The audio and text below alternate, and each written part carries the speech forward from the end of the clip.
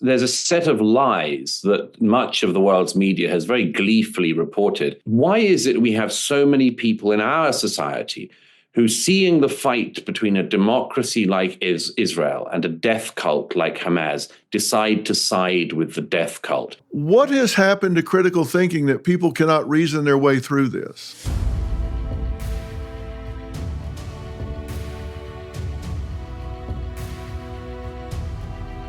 Welcome back to the Dr. Phil podcast. This is a special edition for me because I'm going to be talking to a man that I have long admired and learned a tremendous amount from. Today's guest is, to say the least, someone that doesn't shy away from the hard questions, and he's asking the ones that a lot of people are really afraid to dive into, particularly in the United States, and I think as much in the UK. Douglas Murray is a best-selling author. He's an award-winning journalist and one of the most provocative and fearless public intellectuals of our time. And he's really known for his razor-sharp commentary on politics, culture, identity, and conflict. And Douglas has written 8 critically acclaimed books, including The Strange Death of Europe, The Madness of the Crowds, and The War on the West. Now, his writing has been featured just everywhere that you can find intelligent writing: The Spectator, Wall Street Journal, The Times, The Free Press. And he's not just watching the collapse of the Western civilization from the sidelines, he's sounding an alarm. And his new book, which I have read cover to cover and then gone back and marked up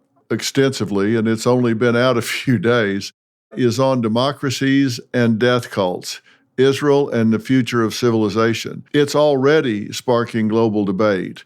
And in it, Douglas confronts the psychological and ideological war being waged in the Middle East and beyond, arguing that what's happening in Israel is not a regional crisis. It's a civilization crisis. He breaks down how extremist ideologies thrive on moral confusion and cultural self-hatred, and why the survival of liberal democracy depends on more than military strength. It's really about moral clarity, cultural confidence, and the will to survive. And I'm really interested in this cultural self-hatred, and I'd kind of like to start there. But first, Douglas, congratulations on this book. I've been deep into this conflict, studied it, written about it, talked about it, and even so, I learned so much from this book. So congratulations on the book.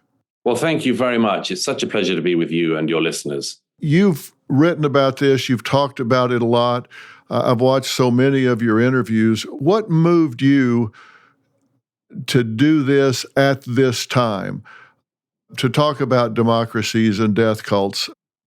And you do refer to Hamas as a death cult. I couldn't agree with you more.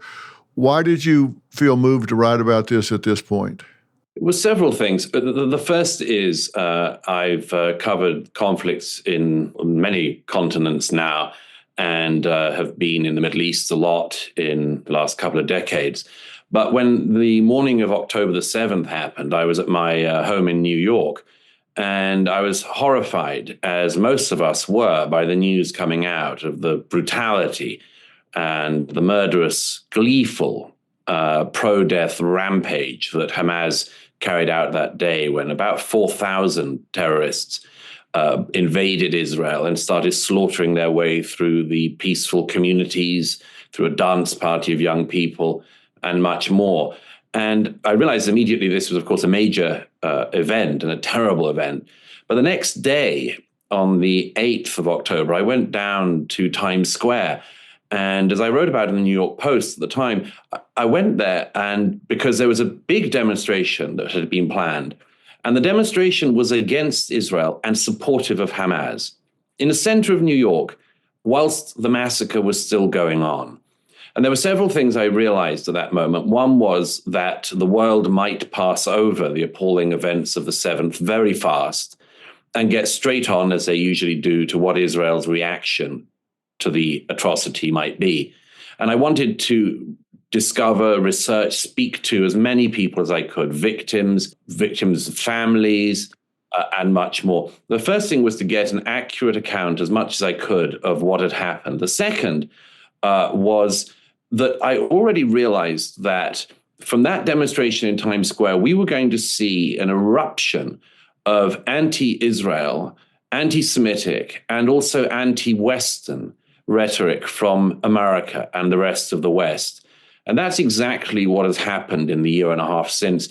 And as I try to lay out in the book, one of the things I say is, isn't it extraordinary? Shouldn't it be disturbing to us that when the worst massacre of Jews since the Holocaust occurs, so many people in our society in America decide not to side with the victims after this era of saying, believe all women and so on. They don't believe women if they've been raped and they're Israeli. Instead of saying that they're on the side of victims, on this occasion, they find the victim and they pulverize them more.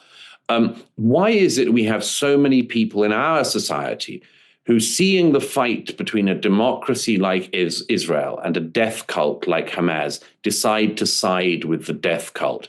And it's a question I ask, and I hope I go some way to answer. You certainly do. And I was appalled at what happened. And, people have talked about Israel and their reaction to this and their retaliation to this. And I've really been kind of at a loss for words at times when people are critical of what they've done. And people said that they were brutally killing Palestinians and women and children. My thought about that was, this was part of Hamas's plan. Mm-hmm. It seemed to me they did what they did and then ran back into Gaza and hid among civilians, dressed as civilians, hiding in and under churches and schools and hospitals among the civilian population, knowing that Israel was going to strike back. And it seemed to me like this was all a plan from the beginning to turn international sentiment against Israel. And people said, man, it wasn't very long. It was like it didn't even last a month. It didn't last an hour, did it, before it started turning? Exactly. Some people pretend that Israel had the world's sympathy until it went in and started out its military operations in Gaza. But that's flat out wrong. Politicians and many other people across the West were already turning on Israel from the day of the 7th. And, to put it in context, Israel is a country of only 9 million people, as you know. And in a country of 9 million people, the barbaric slaughter and burning alive of people in their own homes was something that everybody felt, because 1,200 people in Israel were killed, 250 Israelis were taken hostage, including Americans, by the way, one of whom, Eden Alexander from New Jersey, 21, is still in Hamas captivity 18 months later. But if you extrapolated that out by population, not in a country of 9 million people to a country of more than 300 million people here in the US, it would be the equivalent of if 44,000 Americans were murdered in one day and 10,000 Americans taken hostage. If that happened, I would submit that any American government of any strain, left, right, Republican, Democrat, would know they had to act.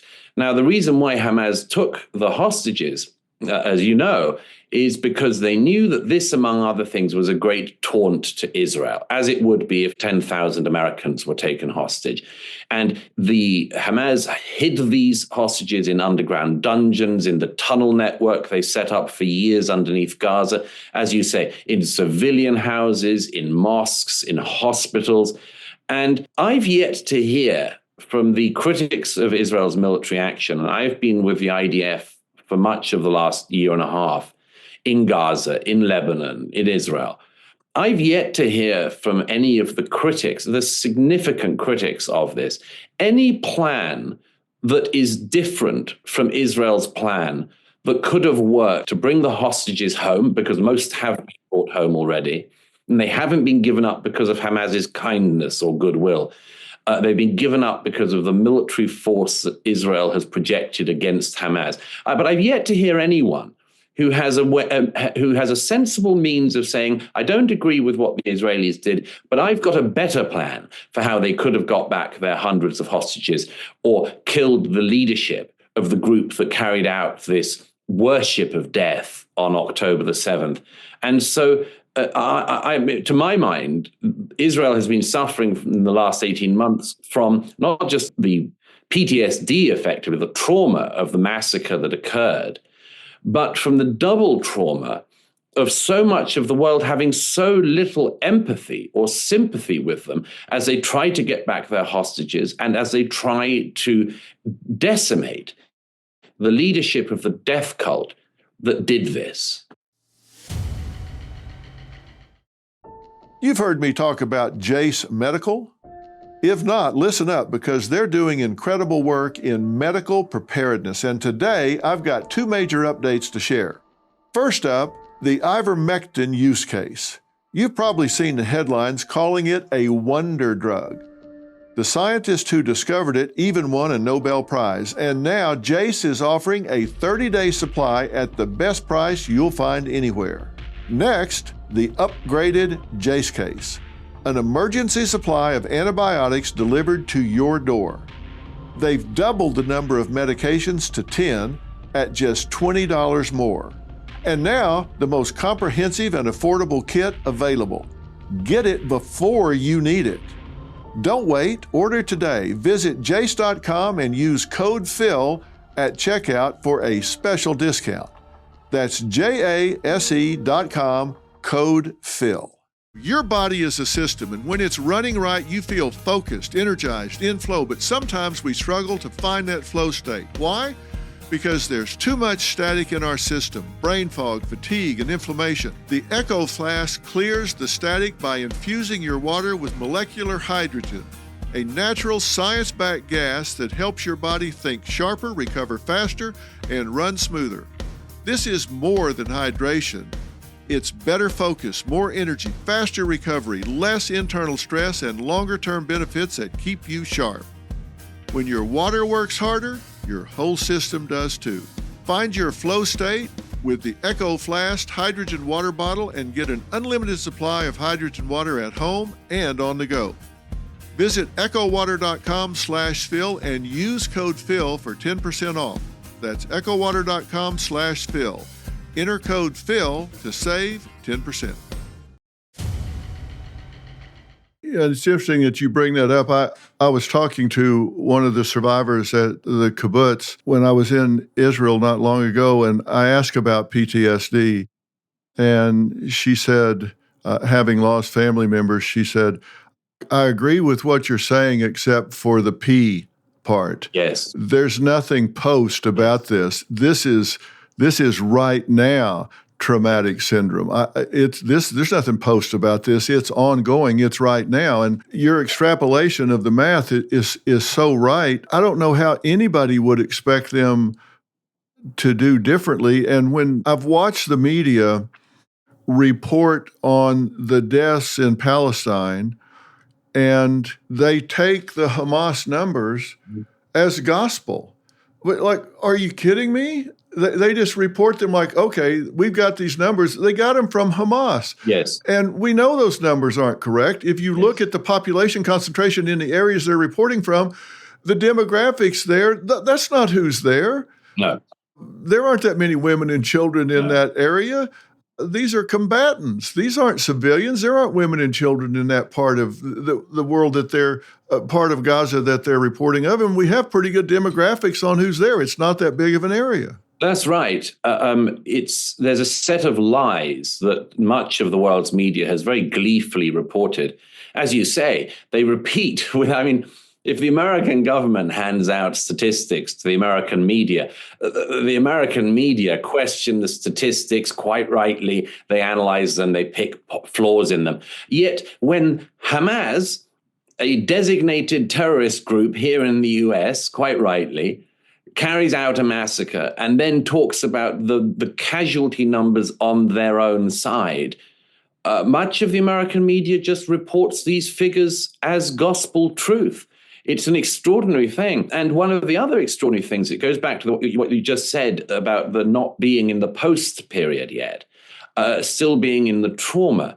The trauma for Israeli society is not just that this atrocity happened, but also that it was able to happen. That is, that there were breakdowns. I look at them in the book, obvious breakdowns in the security and intelligence apparatus of Israel that meant that the seventh was even possible, or to be, as it were, in the death cult's minds, as successful as it was. If you just consider that on top of that, on top of the suffering, on top of the fear that things are broken down in the state's security apparatus, you then have that added trauma of the world not even having sympathy for you.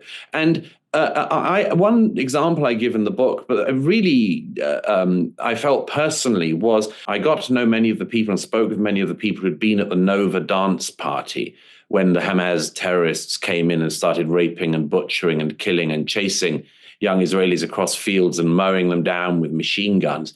I spoke to a man whose daughter was killed at that festival.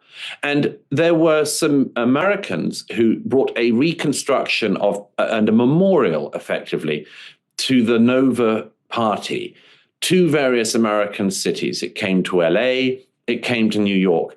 Everywhere it went, it met protesters.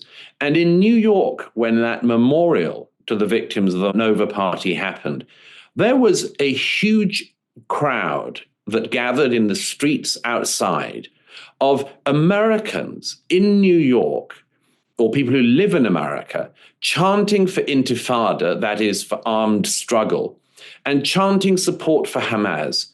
And a man whose own daughter was murdered at the festival found himself walking through the streets of New York, being screamed at by people in America who were supporting the terrorist group that slaughtered his daughter. And this, to me, is one of the things that epitomizes this. In no other situation in the world would we expect that to happen. We would be so horrified in America if survivors of 9/11 or the loved ones of people killed in 9/11 went somewhere else in the world and were attacked for being the relatives of people who'd been murdered.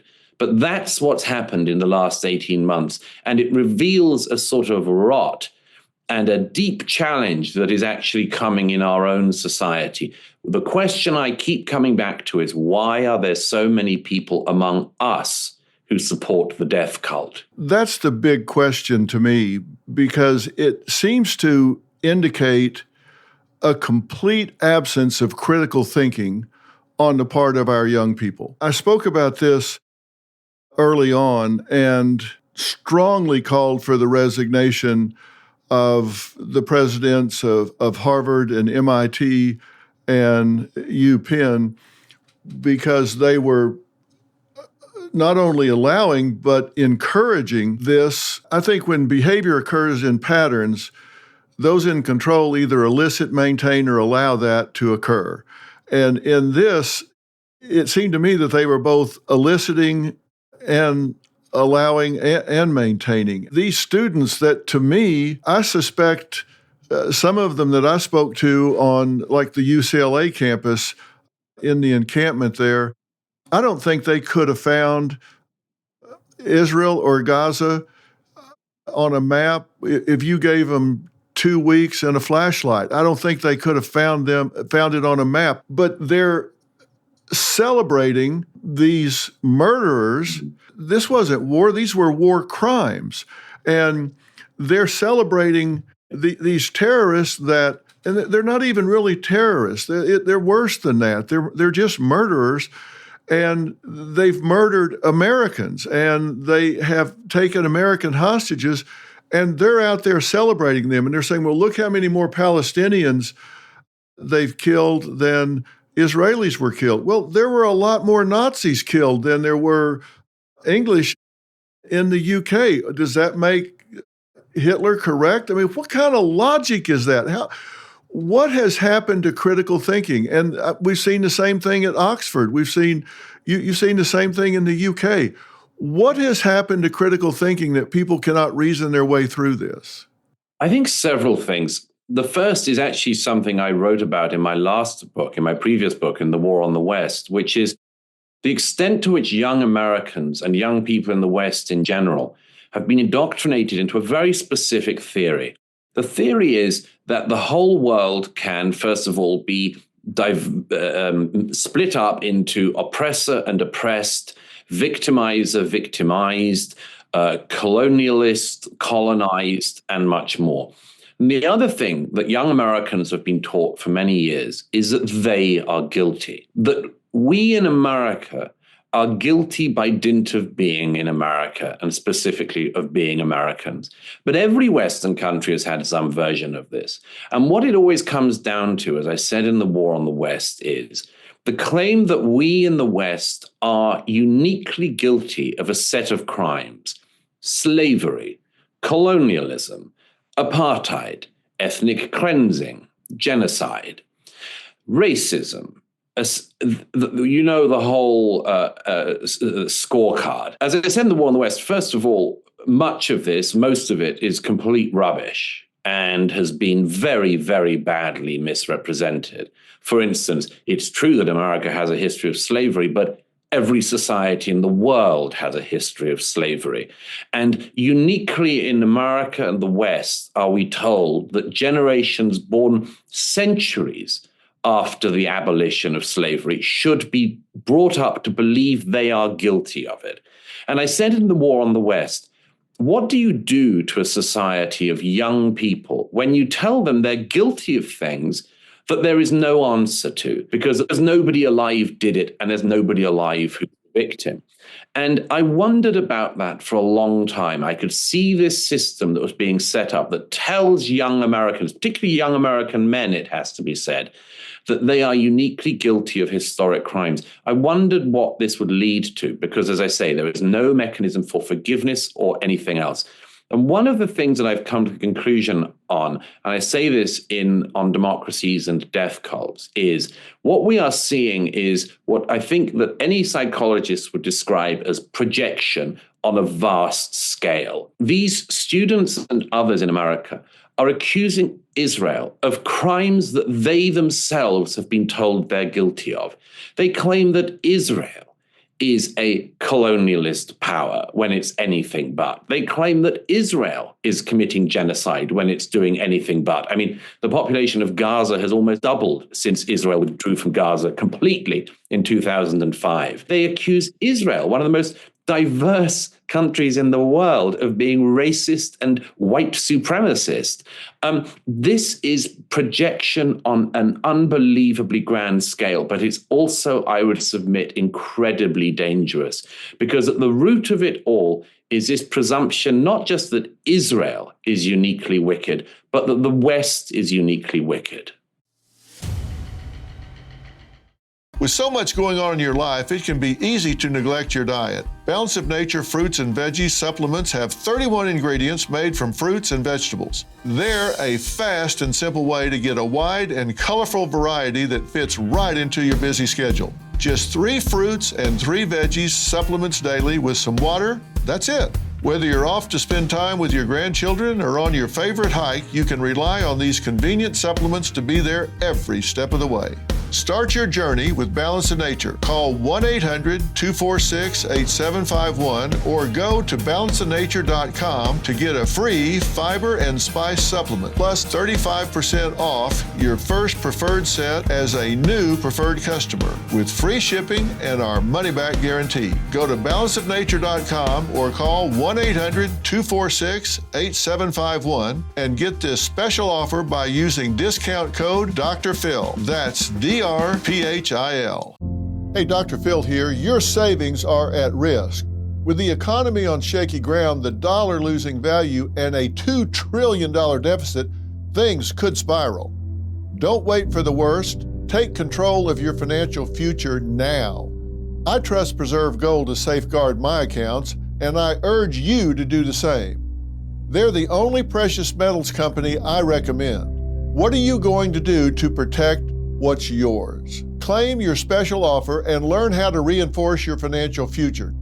Visit drphilgold.com to get your free precious metals guide from Preserve Gold. With gold prices recently breaking records and analysts predicting this trend to continue through 2025, you cannot afford to wait. As a bonus, you can get up to $15,000 with a qualified purchase from Preserve Gold. So don't wait. Visit drphilgold.com today. It really is the West, not just Israel. And I think people in America have a hard time wrapping their heads around that. You mentioned earlier with the exhibit, and that was such a profound example. You say on page 120 in the book, one of the people inside the exhibit, Manny Manzuri, stumbled into the protest. His daughters, Roya, 22, and Norel, 25, were among those murdered at the Nova party, along with Norel's friend, Amit Cohen. And they were born in Los Angeles, attended school in Hollywood before moving to Israel. And then you talk about when he comes out, they're chanting, Intifada, Intifada, fuck the Nova Music Festival. This was over their sound system, and saying it's just Zionist propaganda. And they were talking about, they were having this rave next to a concentration camp. That's exactly what this music festival was. And that even anti-Israeli activists like AOC condemned the behavior, saying the callousness and dehumanization of targeting Jews on display at last night's protest was atrocious, anti-Semitic, just plain and simple. And they refer to this as a concentration camp, and they're dancing outside it as though to taunt them. Now, concentration camp is an interesting word to use, and you make the great observation that that's a real taunt to Israelis, obviously. And how do you double a population in a concentration camp that's being targeted for genocide? I've never seen anything that's the focus of a genocidal philosophy where they double the population. Where is the reasoning of the legacy media that they push that rhetoric, they push that narrative? Yes, I mean, here you see the fruits of the rotten tree. The rotten tree bears its fruits because the rotten tree has for years been making libelous, untrue, factually, demonstrably incorrect claims about Israel, just as it has been making such claims about America. Just as Americans have in recent years been told that actually America started in 1619, and again, this is not fringe, this is pushed by the New York Times, so these same people claim, without ever having been there or having been to the region, that Gaza is a concentration camp. Gaza is now pretty leveled because of the war that Hamas started. But Gaza in 2005 was handed back over to the Palestinians, or handed to the Palestinians, because, of course, beforehand Egypt owned it, but Egypt doesn't want it. It was handed to the Palestinians, and there were elections, and Hamas were elected, and for 18 years, Hamas got to run the Gaza. As you say, the population almost doubled in that time. Living conditions in Gaza were pretty good. They were much better than many neighboring Arab countries. And there was an opportunity that Hamas had, and the Palestinians in Gaza had, to create a thriving society that lived next door to its neighbor and which sought peace with its neighbor. But of course, Hamas wanted none of those things. And knowingly, the citizens of Gaza voted Hamas in. And from the moment that Israel withdrew from Gaza, the jihadist groups in Gaza, not just Hamas, but also Islamic Jihad and others, fired rockets into Israel. They constantly tried to break into Israel, invade Israel. And this claim that somehow, and again, it goes back to this anti-Americanism, anti-Westernism, this claim that somehow the Palestinians in Gaza don't have any self-determination or don't have any say in their own lives is demonstrably untrue. They literally had a say the moment that the Israelis left, and they voted in this death cult. And the subsequent years were extremely difficult for Israel because it didn't know effectively what to do with this neighbor beside it that was led by a group that wanted to annihilate every Jew on the planet. And once the war started after October the 7th, all these people, yes, they said Gaza was a concentration camp, as if any concentration camp in history has had, not just the population doubling, but a particularly youthful population as Gaza has had. And you'll notice that many people simultaneously have said in the last 18 months that Gaza is a concentration camp, but most of the people are in it are young. I mean, it seems to me you have to choose one or other on that, but you can't have both. And they have spread these lies, and then it ends up with people saying, who I'm sure many of them would pride themselves on their empathy. It ends up with people saying, well, those young people dancing at the Nova party at 6:30 in the morning when the terrorists started to come in and slaughter their way through unarmed young people just at a dance party, that those young people, the victims, are uniquely undeserving of sympathy. Because if you set up one lie after another, that's where you end up. If American kids have been dancing at a dance party in the early hours of the morning and were massacred, I would expect the world to have sympathy and empathy for them. And if the world said they were the culprits in some way, I would think the world had gone sick. Well, it's the same here. This episode is brought to you by Masa chips. For decades, chips were fried in tallow until big corporations switched to cheap seed oils. Now, seed oils make up 20% of the average American's daily calories, linked to inflammation and metabolic issues. Masa is bringing back the good stuff with 3 simple ingredients: organic nixtamalized corn, sea salt, and 100% grass-fed beef tallow. No seed oils, no junk, just a crunchy, sturdy chip that won't break in your guac. Masa Chips is beloved by tens of thousands of customers and has been endorsed by industry-leading health and nutrition experts like Ben Greenfield and Gary Brecka. Ready to give Masa a try? Go to masachips.com/merit and use code MERIT for 25% off your first order. That's masachips.com/merit and code MERIT for 25% off your first order.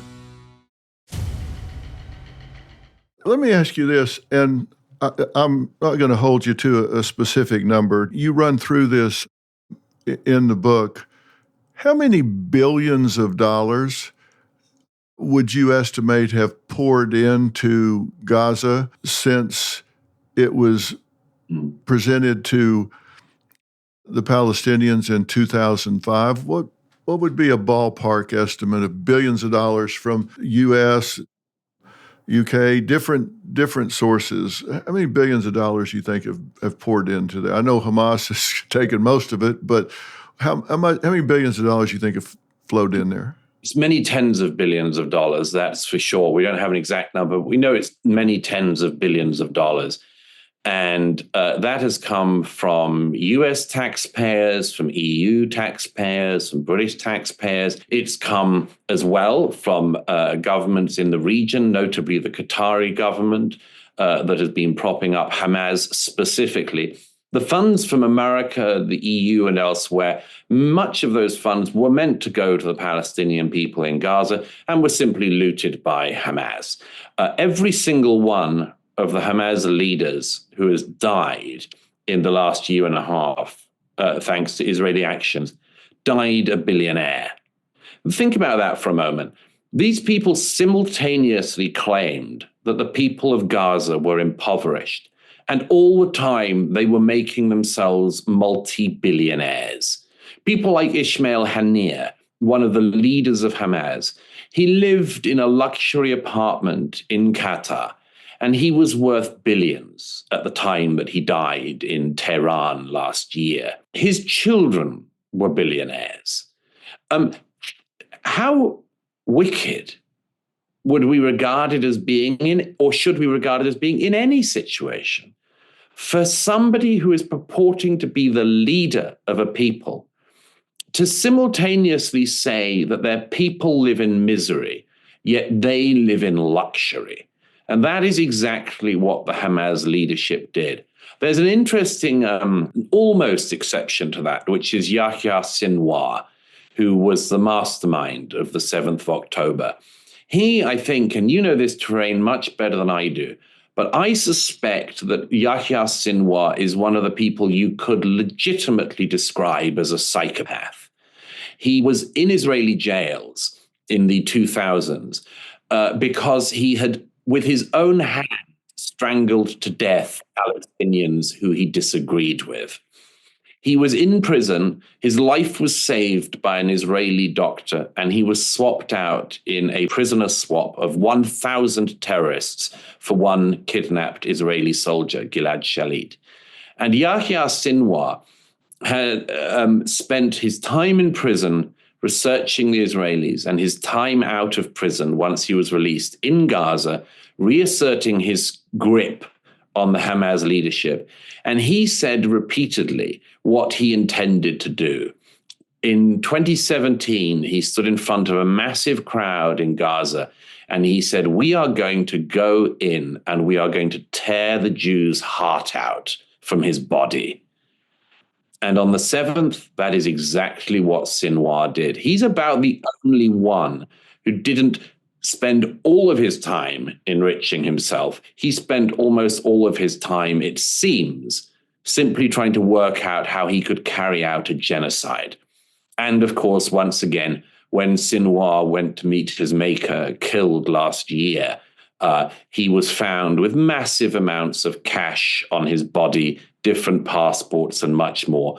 But I think you could say that he was a legitimate psychopath, but his aim was to create in Gaza a generation of sociopaths.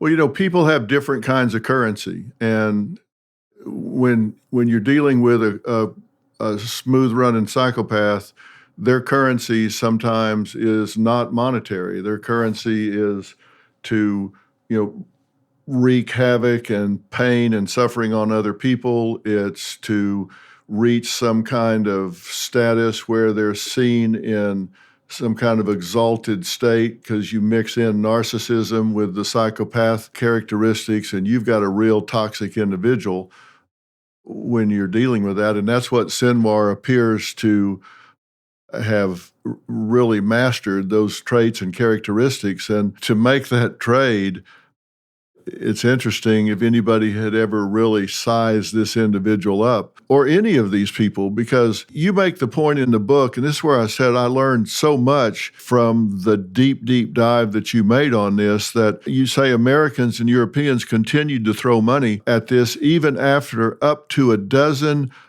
UNRWA employees were found to have actually taken part in the October 7th massacres, and support Yes.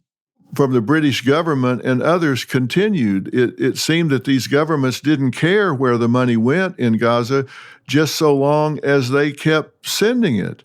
And by the start of the 2023 war, the international community had made every Hamas leader into a billionaire, a combined worth of $11 billion, and living in these luxury hotels and all. And people that say concentration camp, I don't remember people sending billions of dollars to Auschwitz, but I do see it happening here.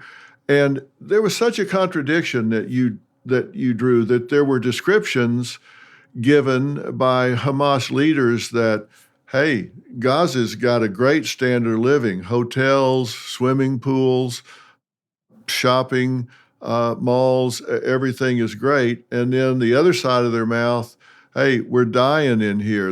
You're controlling our utilities, you're controlling supplies that come in. And people criticize and say, that's why Israel is an apartheid state. These people don't get to vote. You're controlling all the supplies that go in. There's no seaport. They can't leave on the Israeli border side. They can't leave, or things come in on the seaport side. They're controlling everything.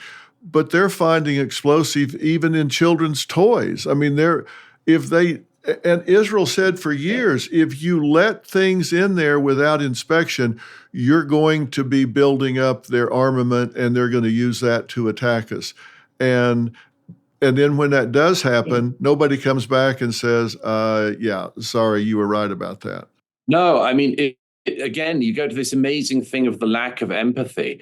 I remember the late, great Joan Rivers in one of the previous rounds of the Gaza-Israel conflict, much smaller than this one, started again because Hamas couldn't resist flying rockets at Israel and trying to kill Israeli civilians. I remember Joan Rivers said, look, if they started it, and she memorably said, if New Jersey fired rockets at us in Manhattan, we would level New Jersey. We'd tell them to cut it out. Why is it that the world is so lacking in sympathy with Israel when this death cult spends all of its time trying to wipe Israel out?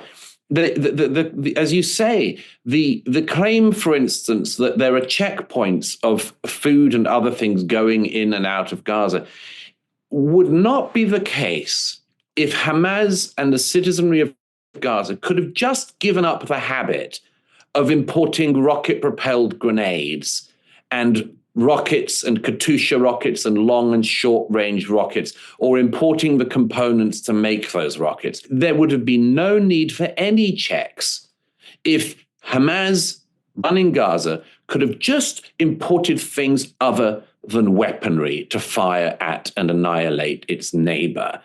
And the fact that so much of the world doesn't even try to understand why Israel might be concerned about rockets being imported into Gaza is just another layer of this lack of empathy that parts of the world seem to have Israel, the lack of desire to even understand Israel's strategic and moral position. And I'd add one other to that, because a lot of our taxpayer dollars were also put underground in Gaza. They were used to build one of the world's most extensive tunnel networks underneath the whole of the Gaza Strip. It's bigger than the New York Metro. And this tunnel system under the Gaza Strip was used by Hamas to protect its terrorist fighters, to store its weaponry, and in the last 18 months to hide Israeli hostages. And again, there was an interview 9 months ago with a Hamas leader who was interviewed on Arabic television. And the interviewer asked him a very interesting question. She said, when the Zionists, of course, she said, when the Zionists are attacking Gaza, why can't the citizens that you complain are being killed, why can't they shelter in the tunnels that Hamas have built underground? And this Hamas leader said, but the tunnels aren't for the citizens. The tunnels are for our fighters and for our rockets. And when he was pressed on this, he said, well, the international community should protect the Gazan civilians. Imagine, and again, you know this, but so many people in the West, in America, don't. Imagine the difference between a society like Israel, where so many, if not all, of the families in the south of the country lived with a bomb shelter in their own houses. Imagine the difference between a society that builds bomb shelters for its citizens to hide in and a society in Gaza that builds shelters to protect its bombs and then uses the citizens to protect the bombs. Every difference in the world.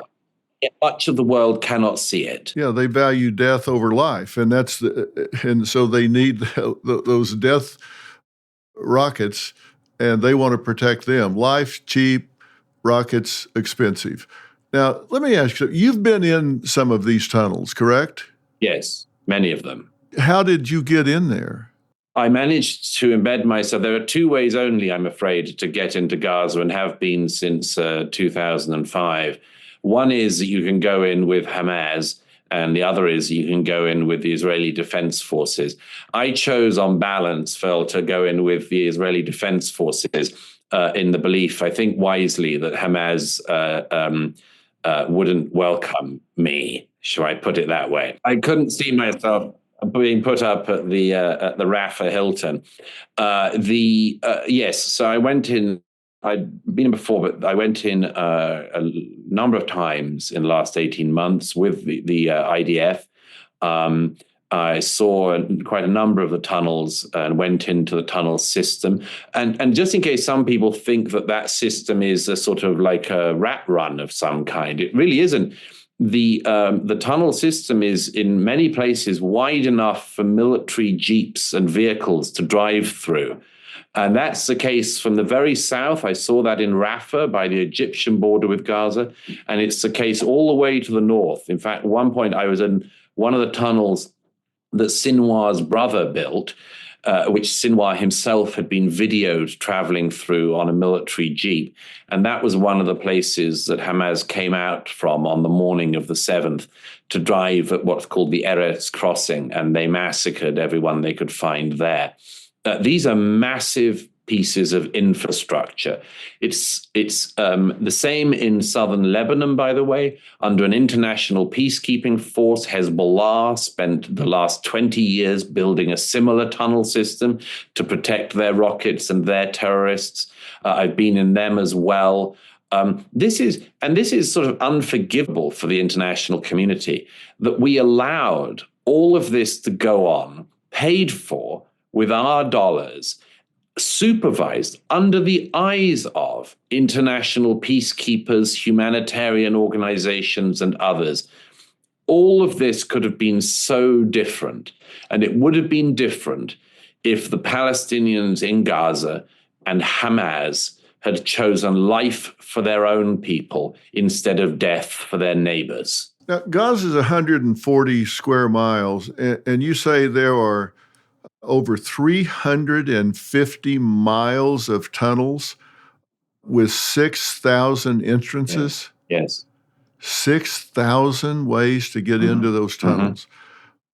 And a lot of those are in residences, schools, hospitals.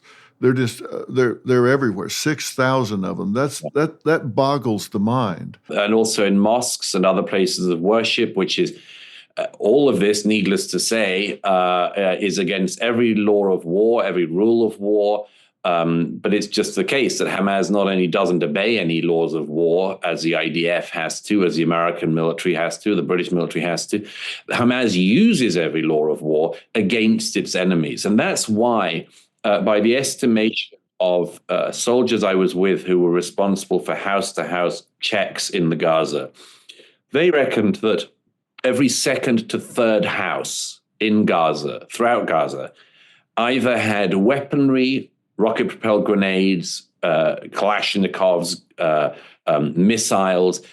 So every second or third house either had weaponry like that or had entrances to the tunnel networks.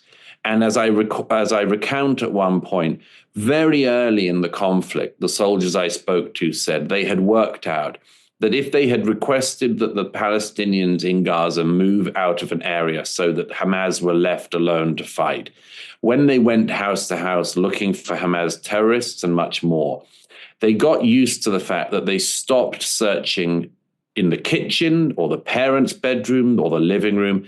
They went straight to the children's bedroom because invariably that was where Hamas had stored its weaponry, and that is where they had got the entrances to their tunnels network, under children's cribs, under babies' cribs, under children's beds and mattresses. And again, this was a choice that Hamas made. None of it had to be like that. All of this is in violation of the Geneva Convention, but there seems to be no criticism or action of any significance taken about that. I'm curious. You say that this is there are more tunnels there than in New York City with the subways, and this is hard to even imagine. My question is, when this is in every second or third house, how much of the Palestinian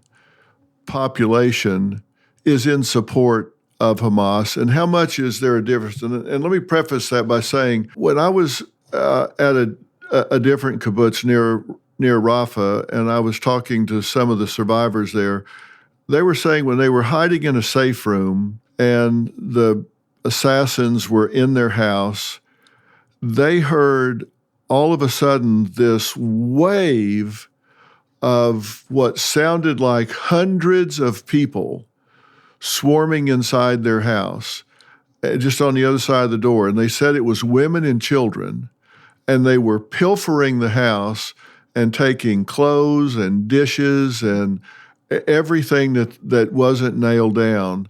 They were pilfering the house and taking it back to Gaza, which it sounded like civilian women and children that had come through the holes in the fence with the fighters, and they were looting the houses, which leads me to the question, what support does Hamas have at the time from the Palestinian population?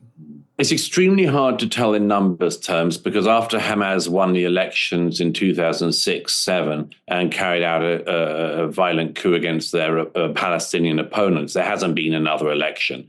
It's the same with the Palestinian Authority area in the West Bank of Judea and Samaria, where famously Mahmoud Abbas, the Palestinian leader there, is I think now in the 20th year of his first 4-year term. These guys tend not to be very strict about polls. But so it's hard to tell numerically, but what we can tell is the evidence of our own eyes. If you look at the video that was taken by Hamas and their supporters on the morning of the 7th, everyone can see online the horrific videos of, for instance, badly wounded young Israeli women being paraded through the Gaza on trucks, elderly pensioners and others being brought in as hostages to Gaza, the dead bodies of Jewish girls being brought in on trucks. What are the crowds doing? They're cheering, they're celebrating. Sometimes they join in and beat bodies. And this tells us something. In the same way that no hostage who has come back from captivity, who I have spoken to, no hostage has any story of anyone in Gaza showing them the least human sympathy or kindness. A couple of hostages actually managed to escape from civilian homes that they were being held in, and were immediately returned by Gazans who they bumped into. I do not think that you can say that absolutely everybody in Gaza is guilty, but I think that we can learn an awful lot from this. You know, I'm currently in DC, and I would like to think that whatever the challenges in our society here in America, if a truck came down the road now with the body of a woman who'd been raped and her tendons cut so she couldn't run away, the citizens of DC would not celebrate the people driving in. They would turn on them. And any good person would. But the Gazans have been taught to hate by a death cult Hamas that wanted all of this and more to happen. What do you say to the people that say this was not an invasion on October 7th, that this was part of resistance, that they have been held captive, that this is part of resistance that goes back way before 48, goes back hundreds of years, that this is just resistance and not aggression, it's just resistance? I say two things to those people. First of all, if it was resistance, if there was a legitimate claim for then to be a need for resistance against the Israelis by the Palestinians in Gaza or anywhere else, what kind of resistance movement goes around raping women, raping girls, raping men, murdering babies, removing the heads off people on the floor with shovels? What kind of resistance movement is this? And are you sure you want to be on its side? But the second thing I say to such people is, there have been, across the last 80 years, so many opportunities for the Palestinians, the Arabs, to seize the opportunity to create something good. In 1948, when the State of Israel was created at the UN, there was also the offer of a Palestinian state alongside the Jewish state, and the Arab leaders all rejected it and chose war against Israel instead. It was the same in 67, 73. It was the same again and again in the last 18 years. So many opportunities. People should remember that the so-called Palestinian Liberation Organization, the PLO of Yasser Arafat, was founded in 1964 with the aim of liberating all of the land from the river to the sea, to use the slogan that many Muppets have spent the last 18 months chanting. But every single time, the Palestinians, the Arab leadership, have chosen or have been persuaded to choose not coexistence, not living side by side, not dreaming the dream that so many people massacred in the South on the 7th were dreaming of, living together, Palestinians and Israelis side by side. So many of the people murdered on the 7th had precisely that dream. But since the Palestinians have not been dreaming that dream of coexistence, of peace, the dream has become more and more distant. I blame that mainly on that refusal and that rejection of the Arab leaders to accept that the Jewish state is not an invader, it is their neighbor, it is part of their region.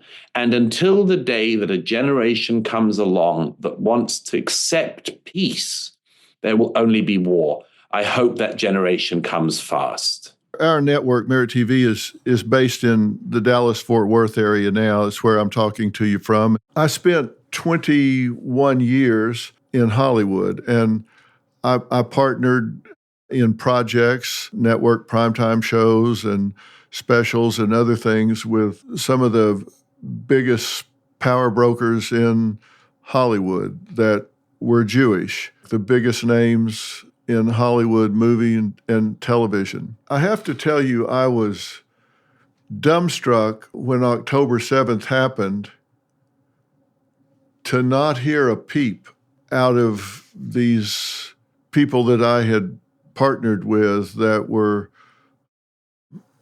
I never discussed their religious activities with them in great depth, but I know they were observant Jews. I don't know how fanatical they were, but I know they took it seriously.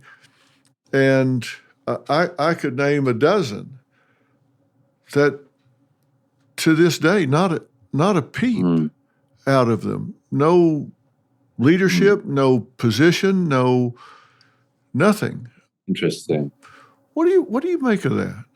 That's a very interesting observation. I think a lot of American Jews are scared, have been very scared, not just by the activities, the atrocities of the 7th of October, but by the backlash we've just been discussing here, by the number of Nazi supporters and Nazi sympathizers on American streets and in American institutions. So I think a lot of people have worried deeply and tried to keep their heads down. I should say that many others, and I've met many of them in Israel and also in America, have decided, Jewish and non-Jewish, this is not the time to keep your head down. This is the time to put your head above the parapet.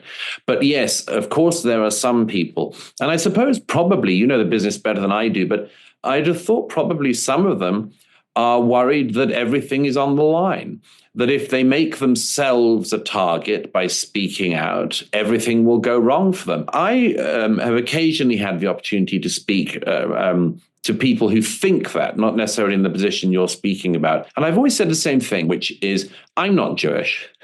I deeply, deeply admire the state of Israel. And I think that the whole region would be so much better if Israel's neighbors admired it and emulated it rather than trying to destroy it.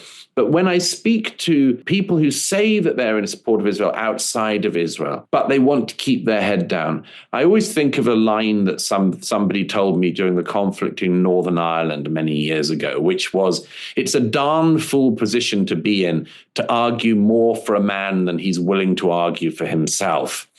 Now, I continue to make my arguments irrespective because I'm a belligerent Brit. But nevertheless, I think a lot of people should keep that in mind. If you ask, why are people not speaking up for me? You should ask yourself, am I speaking up for me? Because otherwise, it's a strange position for a man to find himself in, to speak more for another person they're willing to for themselves.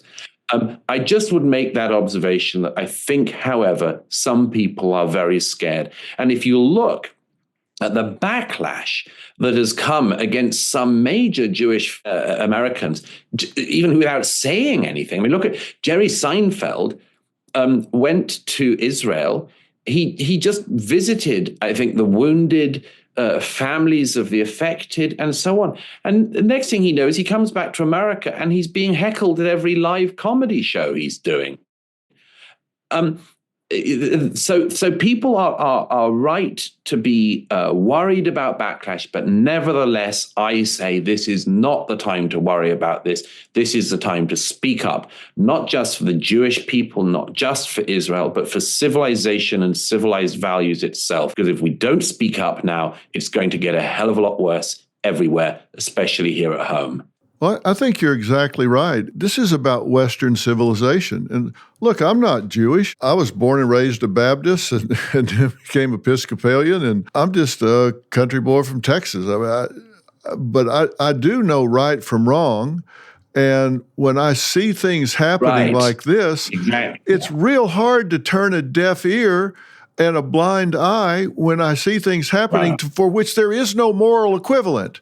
I hate that that children or anyone is losing their lives in Gaza. I hate that. That's not a throwaway statement. I hate that people are losing their lives in Gaza. I absolutely hate it. They say otherwise, but it was not Israel that on October 7th did what they did. People say, well, but before that, they did thus and so. There's no moral equivalent for what happened that morning. The IDF has been to my house and brought me classified video from the GoPros and body cams of the invaders that they were able to recover, and from the cell phones of those that were killed.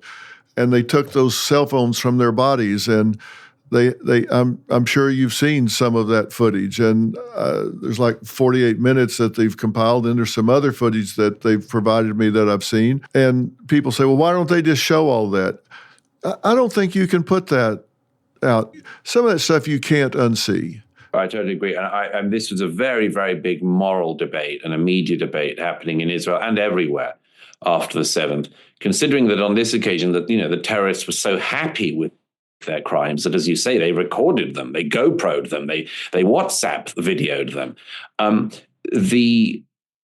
This caused a big problem because many Israelis and others said, show everything, put it all out.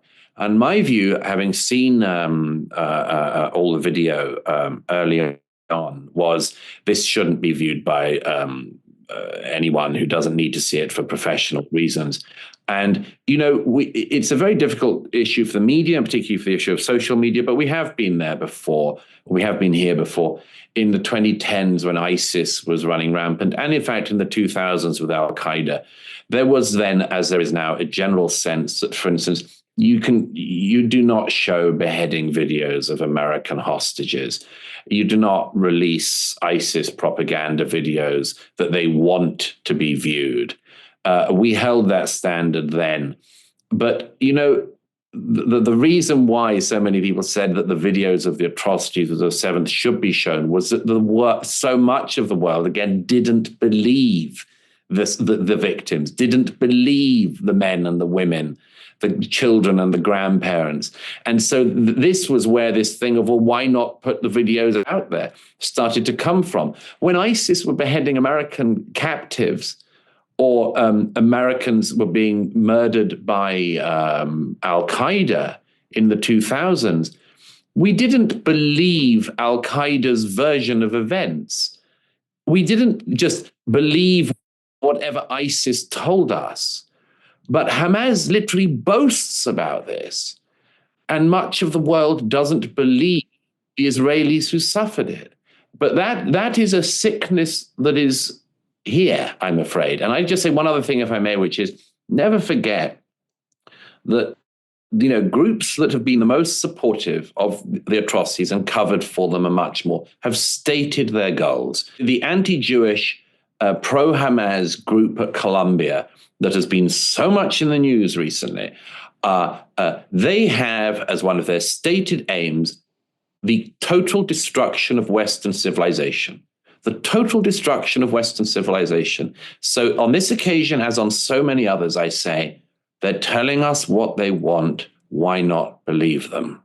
Yeah, you need to listen. If people will tell you if you will listen and watch. And it's interesting that they're saying that in a country where they're allowed to say it, and then they can walk over to Starbucks and get what they want, and then they can walk back here and get in a car and drive where they want to go.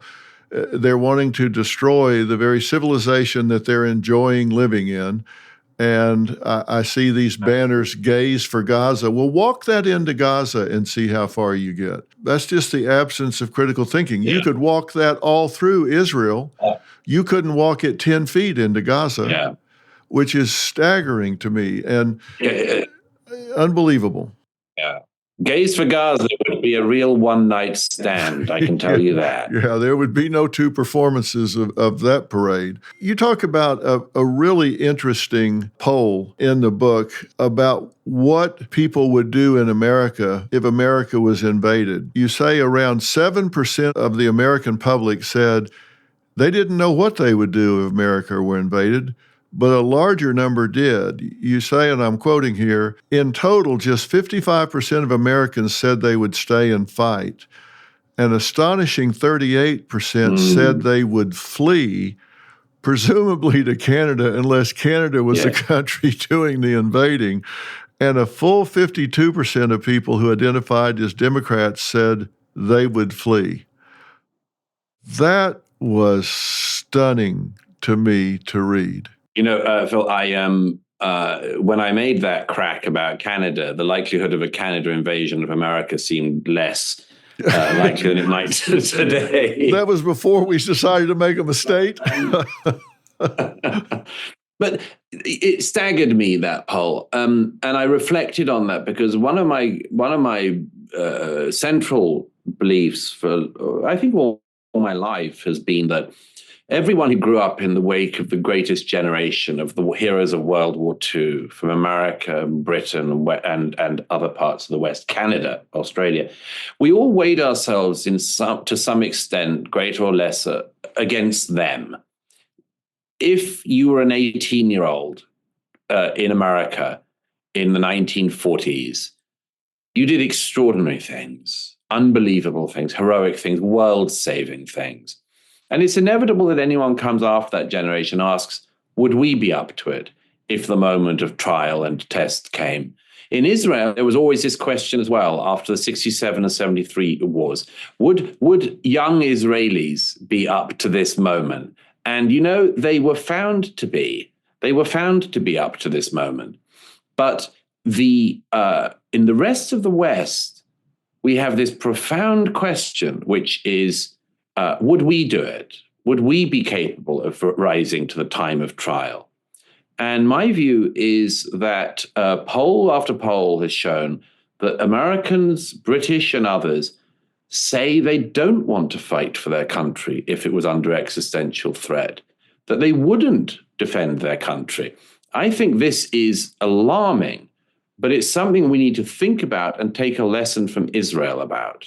Yeah, and even worse than that, and this is kind of off the point, but in America right now, 70% of young people wouldn't qualify for military service health-wise. They're sitting around looking at their phones, and of course, you take who you can get when you're being invaded, but we've got kids sitting around looking at 2-inch screens instead of going out and getting some exercise, so that could be a problem. I really do think, and it's one of the reasons I wrote this book was because I was so inspired by what I saw the young generation who had been to a great extent dismissed by older Israelis as weak.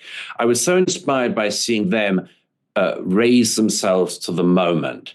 And I believe that, you know, and I've written about this a lot, but I believe that we have been deliberately demoralized in America and the rest of the West in recent years. We've demoralized young people in particular. We've told them that the best thing is the cult of victimhood and much more. And in Israel for the last 18 months, I've seen not just the horror, not just the mourning and the complexity, but I've also seen the path of heroism. And I believe it is there. And I believe it's a great challenge to young people in America and elsewhere, which is, which path would you rather take? The path of grievance and nothingness, or a path of heroism? I know which one I would rather see young Americans take, and I hope they do. Well, you would certainly hope so. And I've always been of the belief that crises don't make heroes. It reveals who somebody really is before that situation occurs. And I want to believe that it would reveal that there's more depth than we fear. And I certainly hope that would be true. A final question I'll ask you. What do you think is the end result here in this current conflict? There are still hostages being held. The ceasefire has, clearly fallen apart. How do you think this ends, if there is an end, or is this just one middle chapter in this ongoing conflict? What do you think happens here? It's extremely hard to say what will happen because there's so much variance from day to day. There are still hostages. They need to be released. The war could stop tomorrow if Hamas released the remaining hostages and the bodies of the dead Israelis that they're also holding hostage. But Hamas doesn't want the war to end.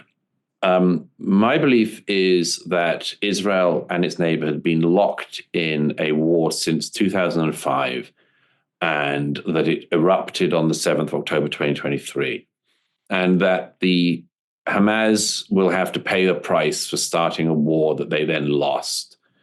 I would like this to be, and I said this from the beginning of the conflict, not the umpteenth Gaza war, but the last one.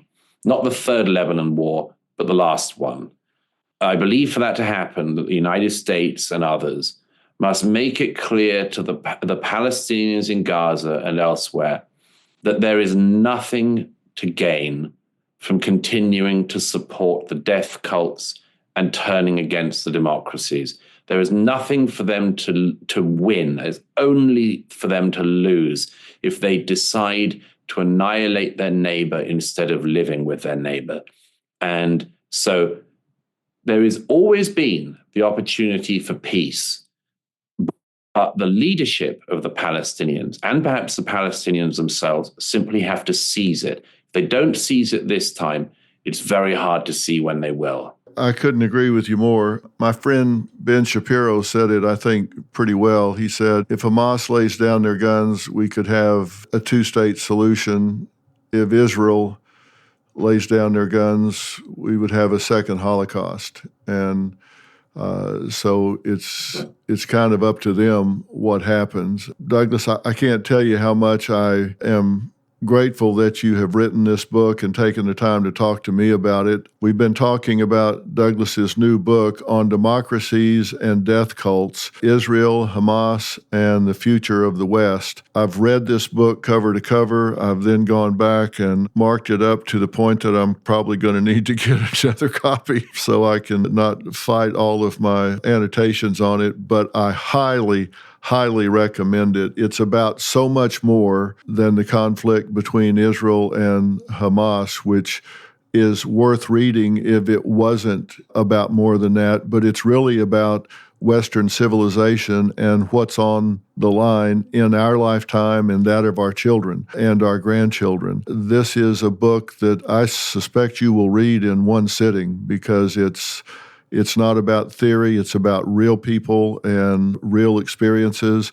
He's been on the ground there. He has dug into this and talked to the people impacted by it. It's about true stories, real stories, and tremendous insight. So I highly recommend that you get this book and read it, and I would order it today because it will change your life. It will change the way you look at things. So, Douglas, thank you so much for taking the time to talk to us, and I look forward to seeing you in person very soon. It's been my honor to be with you and your audience. I look forward to seeing you in the great state of Texas soon.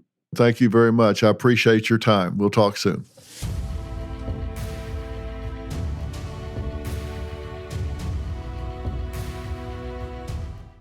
Hey, Dr. Phil here. My network, Merit TV, has it all. Now, let me blow your mind. Merit TV's got the news that matters, The selection of a new pope. entertainment you crave, Busted. Everybody in a good mood today? and live events Surprise. What am I, chopped liver? with serious punch. Big shots. Go to merittv.com and download the Merit TV app today.